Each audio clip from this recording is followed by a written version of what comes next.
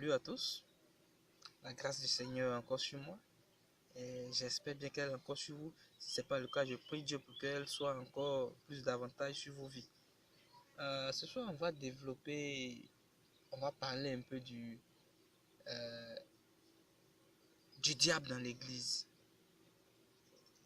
1, 2, 3, ça c'est le diable. 1, 2, 3, ça c'est le diable. 1, 2, 3, ça c'est le diable. Ouh, ça c'est le diable. On voit le diable partout, partout, n'importe où, n'importe comment et n'importe quand.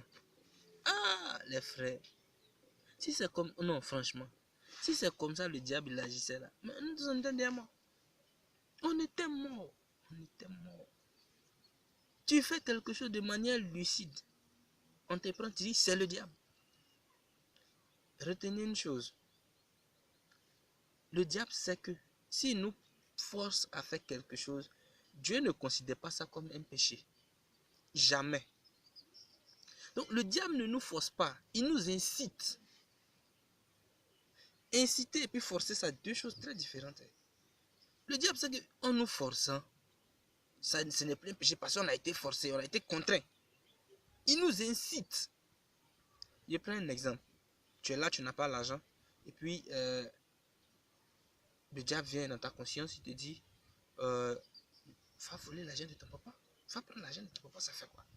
Il t'incite à partir. Libre à toi. Libre à toi. La liberté, c'est très important. Libre à toi de partir prendre.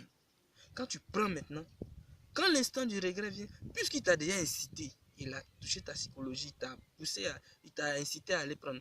Puisqu'il t'a déjà incité, quand tu touches l'argent maintenant, au moment du regret, au moment où l'Esprit Saint va venir pour te dire, non, c'est pas comme ça. Lui maintenant, il rentre encore puis te dit, mais c'est normal, tu avais faim, tu avais besoin de 1000 francs, ton papa a 2 millions dans la chambre. Tu as pris 1000 francs, ça fait quoi? C'est à cause de Dieu va t'en vouloir, oh pardon, tu avais besoin de ça. Vous voyez un peu. Là maintenant, le rôle du diable, c'est de te captiver dans ta bêtise et de te chercher à te garder dedans. C'est en cela que j'ai expliqué, j'ai fait une vidéo où j'ai dit, il faudrait que les péchés soient confessés. Parce qu'à partir du moment où il t'a incité, tu allais prendre et qu'il te mettait dedans. Si ce n'est pas confessé, il va toujours t'inciter à faire la même chose. Il va prendre l'ancien péché pour dire, mais tu as fait ça la dernière fois. Si aujourd'hui tu fais ça, fait quoi? Il va te mettre dans ça jusqu'à ce que... Au fait, il va lutter avec l'Esprit Saint jusqu'à ce que l'Esprit Saint s'éloigne de toi. Pas s'éloigner physiquement, mais tu te coupes de la grâce de Dieu parce que tu fais des péchés. Or, le péché, c'est ce qui nous coupe de la grâce de Dieu. J'ai dit ça dans une des vidéos. Le péché, c'est ce qui nous coupe de la grâce de Dieu. Et tout ce qui nous empêche d'atteindre notre but. Et atteindre notre but, c'est aller au ciel. Comme le péché nous coupe de la grâce de Dieu, le diable, il t'a incité. Tu es tombé dans le piège. Il ne t'a pas forcé, tu es tombé dans le piège. Avec toute ta lucidité, avec toutes tes facultés. Tu n'as pas été contraint. Il s'est rassuré que tu n'es pas contraint. Parce qu'au moment de prendre l'argent, quelque chose te dit, il ne faut pas prendre, quelque chose te dit, il faut prendre. Là, il te laisse ta liberté, puis tu prends. Maintenant, il essaie de justifier ton acte dans ta conscience.